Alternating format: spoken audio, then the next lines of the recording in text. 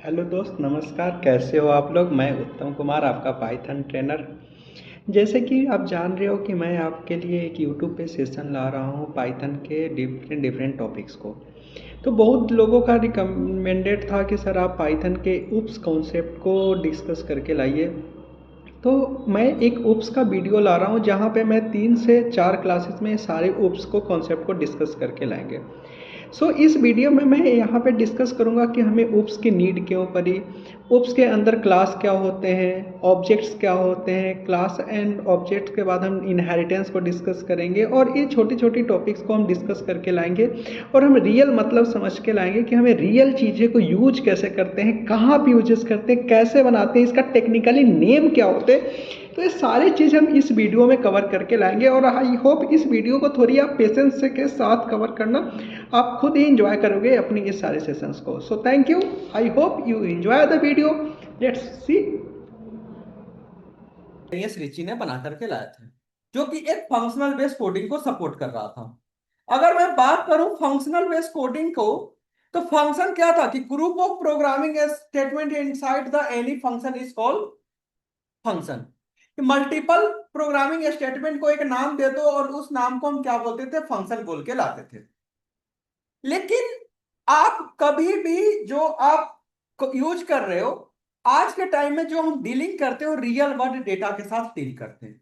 Real world data का मतलब क्या हुआ कि जैसे अब मैं बात करूं कि एक शूज है, वो शूज है रिबॉक का, तो रिबॉक के शूज का एक फंक्शन बनाओगे। अब एडिडास का शूज है तो एडिडास का फंक्शन बनाओगे। प्यूमा का शूज है तो प्यूमा का फंक्शन बनाओगे। नाइकी का शूज है, नाइकी का फंक्शन बनाओगे। अगर मैं बात करूं फ्लिपकार्ट के अंदर, तो फ्लिपकार्ट के अंदर आप ये तो मान सकते हो कि मैक्सिमम टू मैक्सिमम 100 ब्रांड का शूज जरूर बिक रहा होगा। वैसे ही अगर मैं शूज के बाद आ गया टी शर्ट पे, तो 100 ब्रांड आपका क्या है, टी शर्ट का 100 ब्रांड का फंक्शन बनाओगे। शर्ट का आ गया तो शर्ट का 100 ब्रांड का टी शर्ट का फंक्शन बनाओगे। मोबाइल के आ गए तो मोबाइलों के 100 ब्रांड का आप फंक्शन बनाओगे। तो क्या आपको लग रहा है कि अगर एक फ्लिपकार्ट जैसी वेबसाइट के अंदर आप तो ये मान सकते हो कि मोर देन 1 करोड़ प्रोडक्ट है, तो क्या इस one more than 1 crore product के लिए 1 करोड़ फंक्शन बना करके आप उस डेटा को हैंडल कर पाओगे, डेटा को ढूंढ पाओगे, डेटा को एक्सेस कर पाओगे? तो जवाब है कि सर बहुत बड़े लेवल के डेटा के साथ अगर डील करना है, तो सर ऑब्वियस सी बात है, हम एक फंक्शनल बेस्ड कोडिंग से डील ही नहीं कर पाएंगे, कोई ऑप्शन ही नहीं है।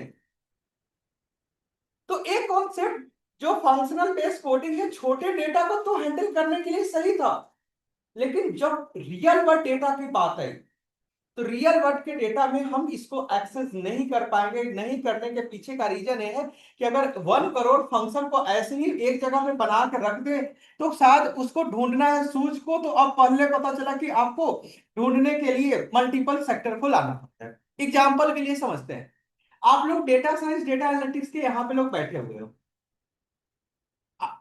बगल में क्लाउड का क्लासेस चल रहे हैं, क्लाउड के बच्चे बैठे हुए हैं, दोनों को एक ही क्लास में ला करके रख दिया गया। मैं इधर से डेटा साइंस पढ़ा रहा हूं और बगल से मनोज सर क्लाउड पढ़ा रहे हैं। क्या इसको हम इस सारे दोनों तो हम लोग डेटा ही दे रहे हैं, क्या उस डेटा को इंफॉर्मेशन को गेट कर पाओगे? जवाब है कि नहीं कर पाओगे। तो उसको बचने के लिए आपको क्या बनाया गया? क्लास बनाया गया। उसको बचने के लिए क्या बनाया गया? क्लास बनाया गया। तो प्रोग्रामिंग के कॉन्सेप्ट ही एक आया कि गुरुजी अगर एक ही कैटेगरी के डेटा का मल्टीपल डिवाइडेड है, अगर मैं सूज का ही बात करूं तो सूज में मल्टीपल डेटा का डिवाइडिंग है, तो एक काम कर लो ना, एक सूज नाम के क्लास बना दो और उस क्लास में हम सारे शूज के ब्रांड को रख दो। अब अगर हमें प्यूमा का शूज ढूंढना है, तो हम सारे प्रोडक्ट 1 करोड़ क्यों ढूंढे? हमारे पास 100 को जो प्रोडक्ट है ना शूज का, वही 100 में से ढूंढे, तो शायद ज्यादा बेटर से डेटा ढूंढना पड़ जाए। जैसे मान लीजिए कि आपको सारे बच्चे को इसी क्लासरूम में बैठा दिया गया और बैठा दिया गया और बोला गया कि एक डेटा साइंस के बंदा को पकड़ के लाओ। दूसरा बार सिर्फ डेटा साइंस के ही बंदे बैठे, वहां से बोला कि एक डेटा साइंस के बंदे बंदे को पकड़ के लाओ, कौन सी जल्दी डेटा पकड़ के लाओगे? तो बोलोगे कि जहां कैटेगरी के वाइज डेटा है। तो बहुत बड़े लेवल के जब रियल वर्ल्ड डेटा को एनालाइज करने लगा, किया जाने लगा, रियल वर्ड प्रोग्रामिंग में जब एंट्री किया जाने लगा, तो रियल वर्ड एंट्री में हमारे पास फंक्शनल बेस से हम उस कोड को, बड़े लेवल के डेटा को मैनिपुलेट कर ही नहीं पाते। उस चीज को बचने के लिए हमारे पास एक कॉन्सेप्ट लाया गया, इस कॉन्सेप्ट को बोला गया क्लास एंड ऑब्जेक्ट को। अगर रियल वर्ल्ड में छोटी छोटी सी बात को हम डिस्कस करें, छोटी सी चीज को, collection of programming statement is known as a method या फंक्शन, और collection of similar type method is known as class. The collection of similar type method is known as class. कि सर एक class बना लो, उस class में similar type के सारे आप मेथड को रख दो, इस डेटा को एक्सेस करना आपके लिए ज्यादा इजी हो जाएगा। इसी चलते हमारे पास एक कॉन्सेप्ट आया गया जिसको बोला गया ऑब्जेक्ट ओरिएंटेड प्रोग्रामिंग। लेकिन ये जो आपका शूज, आपका टी शर्ट, आपका शर्ट, ये भी तो डेटा है। किस कैटेगरी का डेटा है? तो बोलोगे कि सर ये यूजर डिफाइंड डेटा है, शर्ट का हमने खुद का डेटा टाइप बना लिया। तो उसका जब हमारे पास डेटा टाइप नहीं पता है तो हम उसको ऑब्जेक्ट बोल देते। तो ऑब्जेक्ट ओरिएंटेड कोई बहुत बड़ा तुखरड़ चीज नहीं है, जो आप पढ़े वही चीज को, लेकिन अब आप हम उसको कैटेगरी वाइज करने वाले हैं ताकि हम एक real world identity, real world data के साथ डील कर सके। That is the part of the object oriented programming, where we study about the class and object. जैसे कि लिखा हुआ है, object oriented programming refer to a language used to object oriented programming. Object oriented programming aim to implement real world identity. हमें यहां पे real world identity का need की जरूरी पड़ जाए। साथ ही साथ अगर मान लेते हैं कि आपका एक शूज है, शूज में अब आपका ऑब्वियस सी बात है, हर एक शूज खरीदते हो तो उसमें पेमेंट करने का गेटवे होगा। अब 100 अगर शूज है तो 100 में पेमेंट गेटवे बना पाऊंगा? नहीं। एक ही पेमेंट गेटवे को हमें हर बार यूज करने की बात हो, तो अगर हमें एक ही प्रोग्राम, एक ही चीज को बार बार यूज करना पड़े, यहाँ पे इनहेरिटेंस का कॉन्सेप्ट मिलेगा। एक ही चीज को पॉलीमॉर्फिज्म का कॉन्सेप्ट मिलेगा, इनकैप्सुलेशन का कॉन्सेप्ट मिलेगा, क्लास एंड ऑब्जेक्ट का कॉन्सेप्ट मिलेगा, कंस्ट्रक्टर का कॉन्सेप्ट मिलेगा। तो आपको यहाँ पे यूज करना पड़ जाता है किसका? वो ऑब्जेक्ट ओरिएंटेड प्रोग्रामिंग का यूज करके लाना पड़ेगा। यहां पे आपको हर एक चीज के लिए कुछ टेक्निकली वर्ड मिलेगा जिसमें आपको समझना पड़ेगा कि सर ये ऑब्जेक्ट क्या होता है। तो जवाब ये होगा कि object is nothing but a user defined data type where we define the same type of method inside the class is object. Simple सा यही समझ में आएगा कि जो हम क्लास बनाते हैं उस क्लास में सेम टाइप के मेथड को रख देते हैं, उस मेथड को हमें यूज करना होता है तो हमें क्या बनाना पड़ता है? ऑब्जेक्ट बनाना पड़ता है। ऑब्जेक्ट कुछ नहीं होता, एक यूजर डिफाइंड डेटा टाइप है जो कि शुरू से ही मैंने बोल के आ रहा। यहां पे कॉन्सेप्ट मिलेगा किसका? क्लास का। क्लास का मतलब क्या हुआ? Similar type of method is called class. यहां पे कॉन्सेप्ट मिलेगा किसका? मेथड्स का। जैसे कि मेथड कुछ नहीं है, वही फंक्शन को मेथड बोलते हैं, लेकिन अगर हम क्लास के अंदर मल्टीपल फंक्शन रख देते हैं उस फंक्शन को मेथड बोलते हैं, जो कि शुरू से ही डॉट लगा के एक्सेस कर रहे थे। यहां पे कॉन्सेप्ट मिलेगा इनहेरिटेंस का। इनहेरिटेंस का मतलब क्या होता है? किसी और के प्रॉपर्टी कोई और एक्सेस कर ले। जैसे आपके पिताजी के प्रॉपर्टी आप अगर एक्सेस कर रहे हो तो आप वहां पे इनहेरिट कर रहे हो। पेरेंट क्लास का डेटा चाइल्ड क्लास में ला देना ही किसका कॉन्सेप्ट आता है? इनहेरिट का कॉन्सेप्ट आ जाता है। यहां पे मिलेगा पॉलीमॉर्फिज्म का कॉन्सेप्ट। पॉलीमॉर्फिज्म का मतलब ये हुआ कि एक ही चीज को डिफरेंट डिफरेंट टाइप से यूज कर लिया जाए। जैसे कि आप ही एक तरह से पॉलीमॉर्फिज्म हो, 11 से 12 तक पाइथन पढ़ रहे हो तो आपका डिफरेंट काम है, और 11 से 12 से एक आप दोस्तों के साथ गप्पे मार रहे हो तो दूसरा काम है। हो तो आप एक ही, लेकिन डिफरेंट डिफरेंट अपने समय के अनुसार काम कर रहे हो ना। ये कॉन्सेप्ट हो जाएगा पॉलीमॉर्फिज्म का, कि सेम मेथड को डिफरेंट डिफरेंट तरीके से हम यूज कर पाए। That is the concept of polymorphism का कॉन्सेप्ट मिलेगा। डेटा अब्स्ट्रक्शन की बात हो जाए, डेटा अब्स्ट्रक्शन का मतलब क्या हुआ कि अगर डेटा को हमें छुपाना है, डेटा को हमें पब्लिक और प्राइवेट का कॉन्सेप्ट आ जाए तो डेटा अब्स्ट्रक्शन का कॉन्सेप्ट मिलेगा। वैसे ही आपका डेटा इनकैप्सुलेशन का कॉन्सेप्ट आया कि अगर हमें डेटा को बाइंड करके रखना है, एक ही जगह पे बाइंडिंग कर देना है, इनकैप्सुलेट कर देना है, तो डेटा इनकैप्सुलेशन का कॉन्सेप्ट आएगा। तो ये सारे कॉन्सेप्ट हमें इसके उप्स के अंदर पढ़ के लाना पड़ेगा। यहाँ पे बहुत सारे आपको छोटे छोटे टर्मिनोलॉजी आपको मिलते चलेंगे, उस टर्मिनोलॉजी को हमें समझना पड़ेगा। एक काम थोड़ा सा आपको और मैं समझा के दिखाता हूं कि कैसे हम इसको यूज करके लाते हैं। तो सबसे पहले एक दो मैं बेसिक प्रोग्राम के साथ क्लियर करके लाता हूं कि क्या क्या आपके पास हो सकता है। क्लास एंड ऑब्जेक्ट क्या से लिख सकते हो, कैसे डिफाइन करके ला सकते हो। देखो आप जब भी फुल स्टैक डेवलपमेंट में जाओगे तो एक हेलो भी प्रिंट करना है तो आपको क्लास ऑब्जेक्ट में ही लिखना पड़ेगा, ऑब्जेक्ट ओरिएंटेड में ही लिखना पड़ेगा, क्योंकि रियल वर्ल्ड डेटा ही हमारा इंप्लीमेंटेशन किसमें होता है, ऑब्जेक्ट ओरिएंटेड प्रोग्रामिंग के अंदर होके आता है।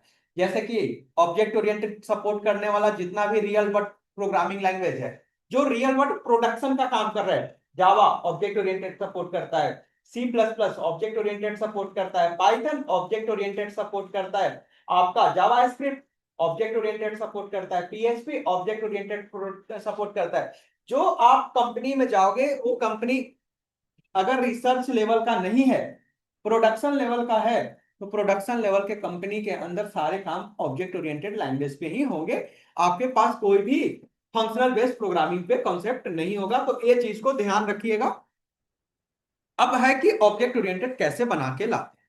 सबसे पहले क्या करिए, आप अपनी एडिटर ओपन कर लीजिए।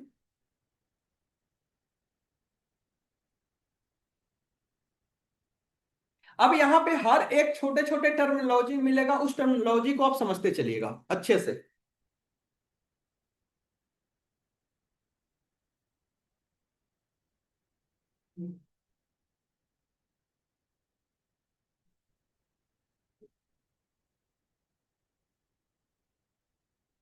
सबसे पहले ध्यान दीजिए, इधर ध्यान दीजिए आपको, हमें एक क्लास बनाना है।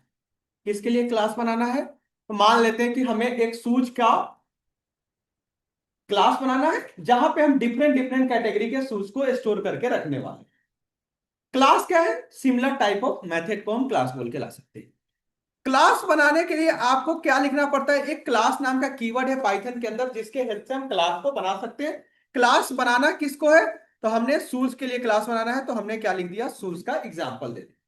ठीक है, फिलहाल मैंने इस पैरेंथेसिस लगा लिया। यहां पे अभी कुछ गलती भी है, मैं आपके पास जैसे जैसे कोड लिखते चलूंगा उस चीज को टर्म को डिफाइन करके रहूंगा। अभी थोड़ा ध्यान दीजिए प्रगति। क्लास बना लिया, अब एक क्लास बन गया। क्लास क्या होता है, collection of similar type of method या फंक्शन। तो सर यहां पे एक फंक्शन बना लेता हूं, किसके लिए फंक्शन बना लेता हूं, तो जवाब ए है कि सर हम फंक्शन बना लेते हैं एक प्यूमा के शूज के लिए। ठीक है, अब फंक्शन बनाने के लिए हमने पैरेंथेसिस के बाद मैंने लिख दिया कि this is Puma brand shoes. ठीक है, वैसे ही अगला मुझे किसके लिए बनाना है, एडिडास के लिए। फंक्शन बना लिया, इस बार क्या लिख दिया, एडिडास। और इस एडिडास में मैंने लिख लिया कि दिस इज एडिडास ब्रांड।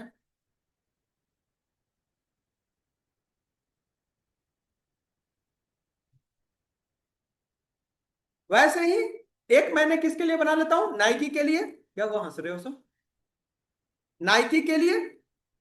और इस नाइकी के अंदर मैं लिख देता हूं क्या, कि दिस इज नाइकी शूज।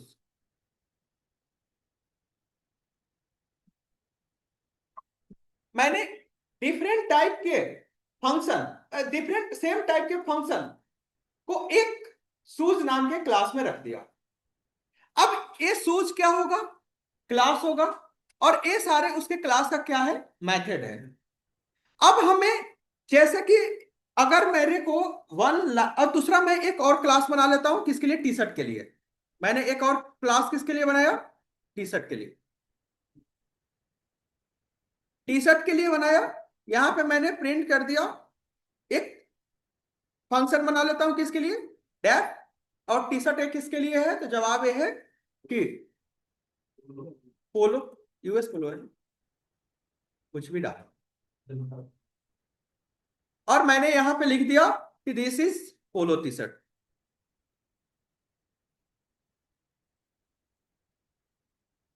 अगला एक और मैंने लिख दिया, एक किसके लिए लिख दो, और ब्रांड बताओ क्या, लिवाइस। क्या है, एल एल एल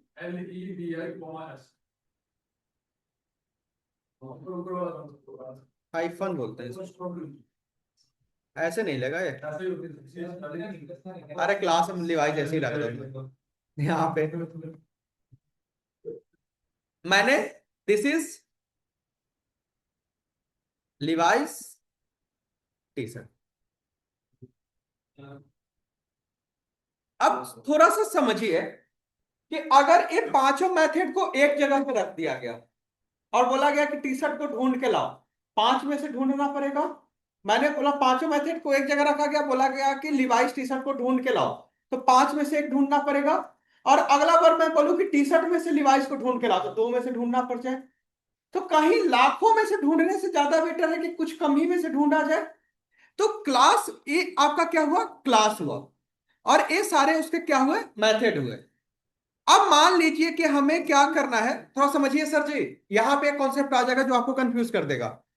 मुझे क्या करना है, मुझे यू एक्सेस करना है किसको, नाइकी के शूज को। तो अगर नाइकी के शूज को करना है तो हमें क्लास को, तो पहले पहले तो क्लास को एक्सेस करोगे ना। तो मैंने क्लास को एक्सेस कर लिया।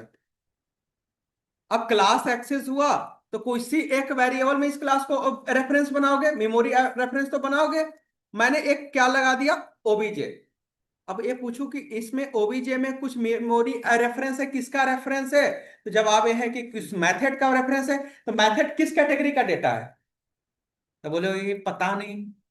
यही तो बोलोगे कि ये ऑब्जेक्ट में किस कैटेगरी का डेटा है। तो बोलोगे कि पता नहीं सर, इसमें प्यूमा भी है, एडिडास भी है, नाइकी भी है। मतलब यूजर डिफाइंड डेटा है। और यूजर डिफाइंड डेटा है, हमें डेटा टाइप नहीं पता है, तो सर इसको बोल दो ना कि ये ऑब्जेक्ट है। क्या है, ये ऑब्जेक्ट है। तो ऑब्जेक्ट कुछ नहीं है sir, user defined real world data को अगर एक्सेस करना पड़ जाए तो ऑब्जेक्ट है। अगर इसका भी आप मेमोरी एड्रेस चेक करोगे, किससे, टाइप किससे चेक होते हैं, आईडी से, तो आपका इसका भी मेमोरी रेफरेंस आपको रिटर्न करके दे देगा। कहीं तो रेफरेंस तो है, लेकिन ये रेफरेंस में क्या तुम्हारा इंटीजर वैल्यू है, क्या फ्लोट वैल्यू है, क्या स्ट्रिंग वैल्यू है? नहीं, यूजर डिफाइंड वैल्यू है। तो यूजर डिफाइंड वैल्यू है तो बोल दो ना कि सर ये ऑब्जेक्ट है। अब समझ में आया कि क्लास क्या होता है, ऑब्जेक्ट क्या होता है। अब सर आपने तो ऑब्जेक्ट बना लिया, लेकिन इस ऑब्जेक्ट को हमें एक्सेस भी तो करना है। किसको एक्सेस करना है? अच्छा एक बात बताइए, थोड़ा समझिए, यहां पे टेक्निकली चीज एक वर्ड आ रहा है। अब इस ऑब्जेक्ट के थ्रू आप प्यूमा को भी एक्सेस कर सकते हैं, एडिडास को भी एक्सेस कर सकते हैं, नाइकी के लिए भी एक्सेस कर सकते हैं। जैसे कि आप सुबह सुबह उठे, आपका 8 बजे उठे, 11 से 12 के लिए आपका काम क्या हुआ? सर जवाब है कि मायोदिया में जाके पढ़ना है।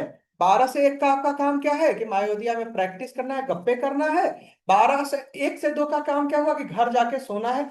आप का ही फंक्शनैलिटी तीन तीन है, लेकिन डिफाइंड कर रहा है कि कब कौन सी चीज के लिए एक्सेस कर रहे हो। तो यहां पे अगर इस डायरेक्ट ऑब्जेक्ट के थ्रू एक्सेस करोगे किसी भी ब्रांड को, तो एक्सेस नहीं होगा, एरर रिटर्न करेगा, बोलेगा कि सर ये कोई पोजिशनल आर्गुमेंट पता ही नहीं है, आप तो बताओ कि हमें फिलहाल किसके लिए काम करना है। इसने बताया कि बताओ कि हमें फिलहाल ये जो प्यूमा है, ये ऑब्जेक्ट है, ऑब्जेक्ट किसके लिए काम करना है, ऑब्जेक्ट हमें प्यूमा के लिए काम करना है कि इस ऑब्जेक्ट से हमें नाइ एडिडास के लिए काम करना है कि हमें नाइकी के लिए काम करना है। तो इसके लिए आपको एक इंस्टेंस वेरिएबल बनाना पड़ता है। क्या बनाना पड़ता है? Instance variable. आप पूछोगे कि सर एक फिर नया टेक्निकली वर्ड आ गया, ये इंस्टेंस वेरिएबल क्या होता है? तो जवाब यह है कि instance variable define the current position of object, कि अभी फिलहाल जो ऑब्जेक्ट कॉल हो रहा है किसके लिए कॉल हो रहा है। तो ये डिफाइन करने का काम किसका होता है? इंस्टेंस वेरिएबल का होता है। इंस्टेंस वेरिएबल में आप कुछ भी पास कर दीजिए, मैंने पास कर दिया क्या, तो जवाब यह है कि ए पास कर दिया। आपका यहां पे आ गया कि this is Puma brand shoes. अब अगर मैं यहां से एक्सेस करने चल जाऊं, किसको एक्सेस करने चल जाऊं, तो नाइकी को, तो नाइकी को नहीं बोलेगा, नाइकी क्योंकि अभी ए शूज को पता ही नहीं है कि हमें किसके लिए एक्सेस करना है, तो एक इंस्टेंस वेरिएबल पास करना होगा। तो बोलोगे कि सर इसके लिए तो इंस्टेंस वेरिएबल हम बी मान लो, तो यहां से नाइकी आ गया।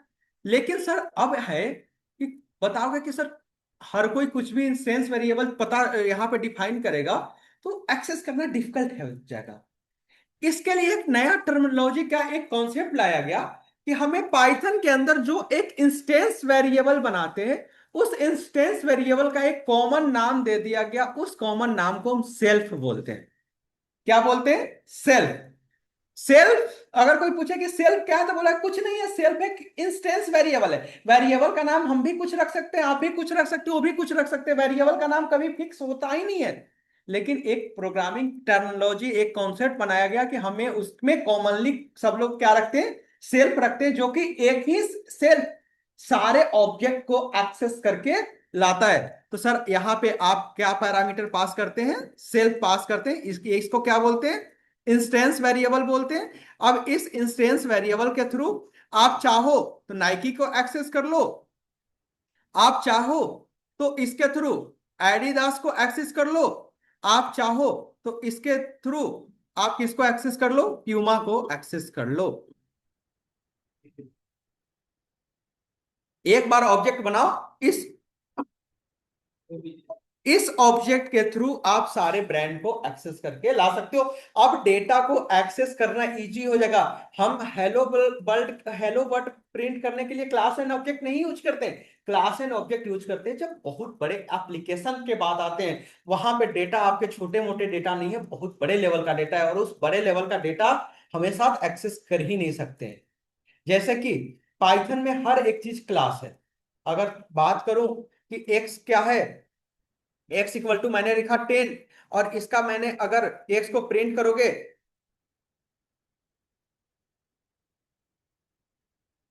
मैंने क्या लिखा? टाइप एक्स, तो इंट, और इसको एक काम कर लो, इसके अंदर प्रिंट कर लो। तो यहां पे बता रहा है कि ये भी एक क्लास है। मतलब सर ये समझ में आया कि इंटीजर, फ्लोट, डेसिमल, आपने बुलियन, नन, नॉन जो पढ़े थे, वो सारा एक क्लास बनाया, और उस क्लास में इंट के लिए अलग मेथड बना दिया, फ्लोट के लिए अलग मेथड बना लिया, बुलियन के लिए अलग मेथड बना लिया, नॉन के लिए अलग बना लिया, नन के लिए अलग बना लिया। तो आप समझ में आया कि क्लास एंड ऑब्जेक्ट क्या हुआ। तो हर एक प्रोग्रामिंग लैंग्वेज किसको सपोर्ट करता है? क्लास एंड ऑब्जेक्ट को सपोर्ट करता है, क्योंकि बड़े लेवल के कोड को एक्सेस करके लाया जा सके। तो अब क्लियर हुआ क्लास कैसे बना सकते हैं। वैसे ही अगर मुझे यहाँ पे टी शर्ट को एक्सेस करना है, तो हमें क्या बनाना पड़ेगा? एक टी शर्ट के लिए भी हमें ऑब्जेक्ट बनाना पड़ेगा।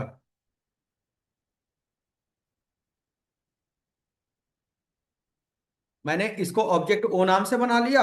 अब इस ओ के थ्रू आप एक्सेस कर सकते हो किसको? पोलो को। आपका डेटा किसका आ जाएगा? पोलो का भी डेटा आ जाएगा। अगर हमें इस ऑब्जेक्ट के थ्रू एक्सेस करना है किसको? लिवाइस को, तो लिवाइस को एक्सेस करोगे तो लिवाइस का भी डेटा आपके पास आ जाएगा। क्लियर हुआ कैसे क्लास बनाते हैं, क्यों बनाते हैं? यहां पे आपका तीन कॉन्सेप्ट क्लियर हुआ। क्लास क्या होता है, ऑब्जेक्ट क्या होता है, इंस्टेंस वेरिएबल क्या होता है।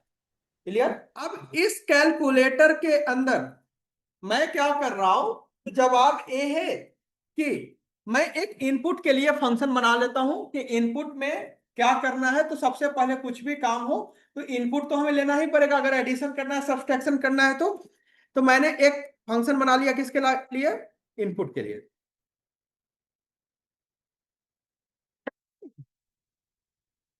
इनपुट नाम से ऑलरेडी बना पड़ा है, ऐसे भी चल जाएगा वैसे क्लास में। ठीक है। अब इसके अंदर हमें क्या पास करना पड़ेगा? इंस्टेंस वेरिएबल तो पास करना पड़ेगा। इंस्टेंस वेरिएबल क्या पास करना पड़ता है? सेल्फ। काम क्या होता है? करंट ऑब्जेक्ट को डिफाइन करके लाता है। प्रगति यहां ध्यान दीजिए। अब इसके नीचे आपको, अरे डेफ लिखना था तो हम डेल लिख रखे। अब मैं इसके अंदर इनपुट करूंगा। इनपुट करने के लिए मैंने लिखा एक्स। अब समझ में आएगा सेल्फ का असली मतलब। एक्स इंट, और इस इंट के अंदर मैं लिख रहा हूं क्या? इनपुट। और इस इनपुट के अंदर मैं क्या लिख रहा हूं? Enter the. वैसे ही मैंने लिखा वाई इंट, और इस इंट के अंदर मैंने लिखा इनपुट, और इस इनपुट के अंदर लिखा इंटर द नंबर। दो नंबर जब इनपुट हो गया, तो ऑब्वियस सी बात है कि हमारा एक इनपुट फंक्शन था जिससे काम हमारा सिर्फ और सिर्फ इनपुट लेना था। अब एक फंक्शन बना लेते हैं सम के लिए। और इस सम के अंदर तो हमें एक सेल्फ तो पास करना ही पड़ेगा। और इस सेल्फ के अंदर मैंने लिख देता हूं क्या सर, कि प्रिंट कर दो x प्लस वाई। यही बोलो कि यही करना होगा, इनपुट पहले ले लो, उसके बाद सम करके ला दो। ठीक है सर, यहां ध्यान दीजिए आप लोग। अब मैं क्या कर रहा हूं कि एक क्लास जो कैल नाम से बनाया था उसका मैंने एक ऑब्जेक्ट बना लिया। ठीक है, अब इस ऑब्जेक्ट के अंदर तो रेफरेंस इनपुट का भी आ जाएगा और सम का भी आ जाएगा। हमें इनपुट लेना है तो हमने लिख दिया सर ओबीजे डॉट कौन सी मेथड को कॉल करूंगा, तो जवाब यह है कि इनपुट मेथड को, इनपुट मेथड को आपने क्या कर लिया, कॉल कर लिया। जब आप इस इनपुट मेथड को कॉल किए तो आप देखोगे कि सर यहां पे दोनों नंबर का इनपुट तो हुआ, लेकिन सर हमें क्या करना है, तो इस नंबर को हमें एडिशन भी करना होगा। अब इस नंबर को अगर एडिशन करना है तो हमें क्या लिखना पड़ेगा, ओबीजे डॉट, आप बोलोगे कि सम को कॉल कर लो क्योंकि सम के पास हमारा डेटा है। अब आपको लग रहा होगा कि सर आपके पास सम हो जानी चाहिए। मैंने क्या लिखा, 5, मैंने क्या लिखा, 6, लेकिन सम नहीं हुआ। यहां पे एरर रिटर्न क्या बोला कि ये जो y है या एक से डिफाइन ही नहीं है। अब सर लफड़ा लग गया। अब रियल मजा समझ में आएगा कि सेल्फ हमारा काम क्या था। गुरुजी आपको यहाँ पे एक्स और वाई को एक्सेस इस चलते नहीं मिल पाया क्योंकि एक्स और वाई तो मेथड किसका क्लास के अंदर था, इनपुट क्लास के अंदर था। और इसका यूज आप किस कौन सी मेथड के अंदर कर रहे हो, तो सम के अंदर यूज कर रहे हो। तो उस इनपुट वाले का डेटा क्या आप इस सम वाले में कर पाओगे, तो जवाब है कि नहीं कर पाएगा। तो सर तो हमारा पास कहीं एक डेटा का दूसरी जगह पे यूज ही नहीं हो पा रहा है। तो इसके पहले ये भी बोल रहे हो कि सेल्फ को फालतू के बिन बुलाए मेहमान क्यों रख रहे हो।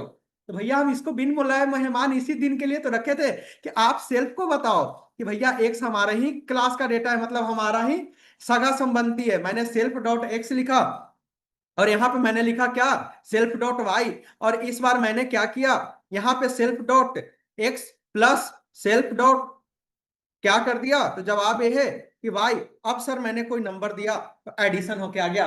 तो अब पता चला कि सेल्फ का मतलब क्या था, कि एक मेथड की डेटा को दूसरी मेथड में अगर हमें एक्सेस करना पड़ जाए तो हमारे पास कोई ऑप्शन नहीं है, सिर्फ और सिर्फ एक ही ऑप्शन है कि एक करंट ऑब्जेक्ट को बताओ, करंट इंस्टेंस वेरिएबल को बताओ, इंस्टेंस वेरिएबल उस पुरानी वाली मेथड का एक्सेस दूसरी एक्सेस में हमें लिंक करने के लिए नीड पड़ जाता है। तो अब आपके पास शायद सेल्फ का कॉन्सेप्ट ज्यादा क्लियर हुआ होगा, क्योंकि सेल्फ का मेन मतलब यही जगह पे यूज होता है कि एक जगह से दूसरा जगह पे एक्सेस करने के लिए। तो I hope right now it is the clear, clear हुआ, सेल्फ का असली मतलब क्लियर हो गया। चले आगे थोड़ा सा और समझ के लाते हैं। इसको लिखना भी है, लिख लीजिए।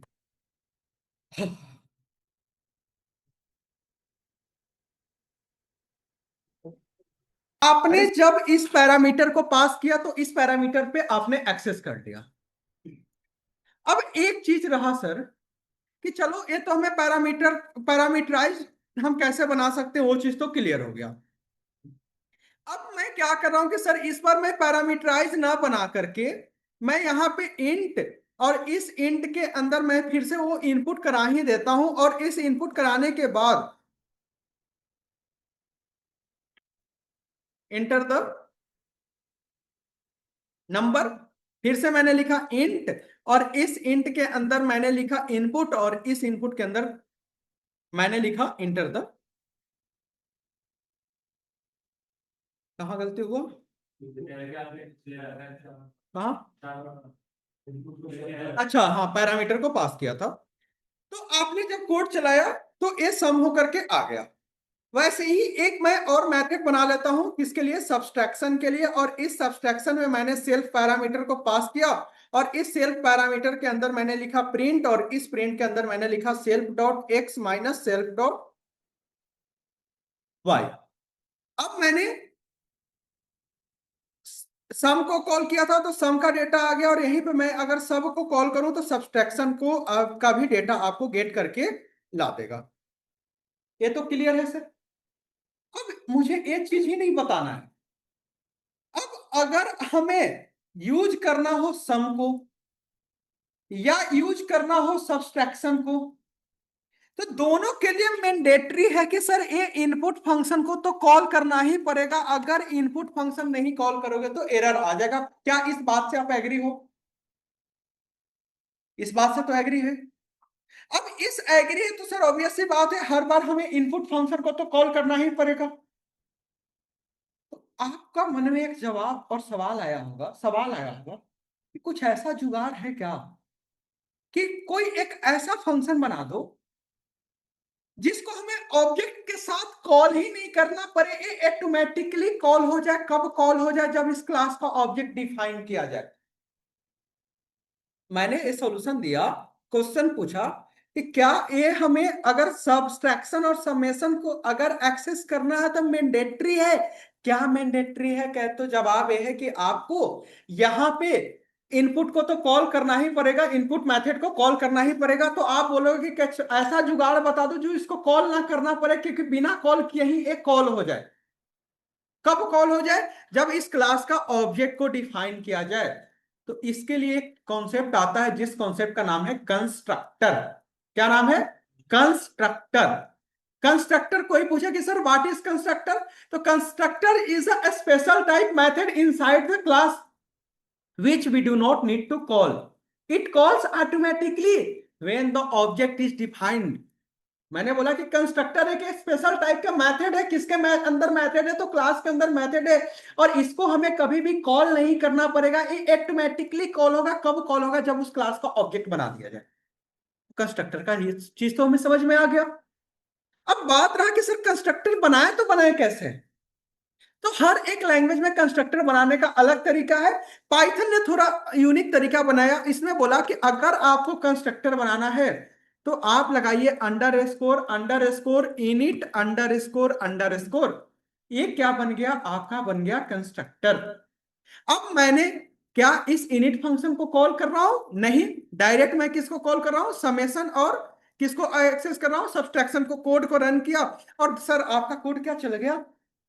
तो कंस्ट्रक्टर एक स्पेशल टाइप का मेथड है। किसके अंदर मेथड है? क्लास के अंदर मेथड है, जिसको हमें कॉल नहीं करना पड़ता है, ऑटोमेटिकली कॉल होता है जब उस क्लास का ऑब्जेक्ट बन जाता है। और कंस्ट्रक्टर बनाने के लिए आपको क्या लिखना पड़ता है? तो under score init under score. Clear हुआ सर? तो बोलोगे कि सर ये तो सबको ही बताता है तरीका। तो बोले कि सर बिल्कुल बताता है, क्योंकि ये इंपॉर्टेंट है। अब एक सवाल फिर से आया मेरे साथ। सवाल ये आया कि आपका मन में ये सवाल आएगा कि सर चलो ठीक है, हमें इस कंस्ट्रक्टर को क्या पैरामीटराइज बना सकते हैं? मतलब कि सर इस कंस्ट्रक्टर के अंदर हम इनपुट नहीं लेना चाह रहे हैं, हम रन टाइम पे इनपुट पास करना चाह रहे हैं। तो जवाब है कि बना सकते हैं। तो आप तुरंत उठोगे या बोलोगे कि सर बना ही सकते हैं, तो ए कोमा बी लगा दो। शुभ काम में देर किस बात का? ए कोमा बी लगा दो, और यहाँ पे आप इनपुट मत करो, यहीं पे डायरेक्ट आप इनपुट के जगह पे ए लिख दो और इसके अंदर आप बी लिख दोगे। ठीक है सर, मैंने बोला कि बहुत बढ़िया, मैंने भी लिख दिया। ठीक है। अब ये तो समझ में आया, लेकिन इसके पहले जब हम यहाँ पे पैरामीटराइज बना रहे थे तो हम उस मेथड में तो डेटा पास कर रहे थे, जिस मेथड में डेटा को हम कॉल कर रहे थे। अब तो सर इस मेथड ही नहीं है, तो हम इसको डेटा भेजे कहाँ पे भेजे? लफड़ा तो आ गया कि अगर हम उसके अंदर मेथड बना रहे थे तब तो गुरुजी हम चलो उसमें डेटा को पास कर रहे थे। अब तो उस मेथड ही नहीं है, तो कैसे क्या हम कैसे कर सकते हैं? तो चलाओगे तो अभी तो एरर का वो तो चलो ऊपर का कहां से आ गया? अब यहाँ पे एरर दे दिया कि भैया आपके कैल के अंदर कोई ए और बी नाम से आर्गुमेंट ही नहीं। ऑब्वियस सी बात है, आर्गुमेंट है नहीं। तो बोलोगे कि डेटा पास करो इसकी इनिट फंक्शन के अंदर, तो इनिट फंक्शन का तो पैरामीटर कॉल करोगे तभी तो डेटा पास करोगे। तब कहां पे डेटा भेजोगे? तो सर आपको उस क्लास जो बनाए हो उसी क्लास में आपको डेटा को भेजना पड़ेगा। अगर पैरामीटराइज कंस्ट्रक्टर बना रहे हैं तो वो जो क्लास बनाए हो उसी क्लास में डेटा भेजना पड़ेगा, तब आपके काम होकर के आएगा। तो अब फिर एक सवाल आया, तो सर मान लो कि इस क्लास के अंदर एक और कंस्ट्रक्टर होता, तब जब इस क्लास के अंदर एक और कंस्ट्रक्टर होगा तब ऐसा थोड़ी होगा कि एक क्लास में दोनों कंस्ट्रक्टर का सेम ही वैल्यू हो सकता है, अलग अलग वैल्यू हो सकता है। तो इसका जवाब ए है। ध्यान खोल के सुन लो, यहां से इंटरव्यू में क्वेश्चन आएगा कि एक क्लास के अंदर सिर्फ और सिर्फ एक ही कंस्ट्रक्टर बना सकते हो, आप दूसरा कंस्ट्रक्टर बना ही नहीं सकते। क्यों? क्योंकि इस क्लास कंस्ट्रक्टर में डेटा हम भेजते किसके अंदर है? क्लास के नेम के अंदर। और अगर हम क्लास के नेम के अंदर दो कंस्ट्रक्टर बना दे तो हम डेटा कैसे भेज पाएंगे? तो जवाब हुआ कि कंस्ट्रक्टर में अगर हमें डेटा भेजना पड़ता है तो क्लास नेम पे भेजना होता है, और एक क्लास में एक ही कंस्ट्रक्टर बनता है, मल्टीपल कंस्ट्रक्टर नहीं बनता है। क्लियर हुआ सारे चीज? तो आज हमने पढ़ा कि क्लास क्या होता है, फिर हमने पढ़ा ऑब्जेक्ट क्या होता है, फिर हमने पढ़ा इंस्टेंस वेरिएबल क्या होता है और क्यों बनाते हैं इंस्टेंस वेरिएबल, जब हमने एक पैरामीटर से दूसरा पैरामीटर पढ़ा। फिर हमने पढ़ा कंस्ट्रक्टर क्या होता है, फिर कंस्ट्रक्टर को हमने पैरामीटराइज कंस्ट्रक्टर पढ़ा। अगर पैरामीटराइज कंस्ट्रक्टर है तो हमें कहां पे डेटा भेजना पड़ेगा, और जब पैरामीटराइज कंस्ट्रक्टर बना लोगे तो एक क्लास के अंदर एक ही कंस्ट्रक्टर बनेगा। क्यों बनेगा उसका भी जवाब मिल गया, क्योंकि सर अगर दो कंस्ट्रक्टर बना दोगे तो हम डेटा कैसे भेज पाए। क्लियर?